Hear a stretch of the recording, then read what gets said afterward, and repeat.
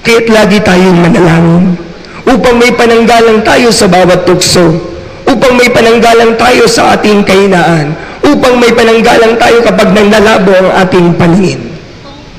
Ang dasal ang nagbibigay tibay ng loob sa atin at binubuo ng dasal ang ating pagkatao.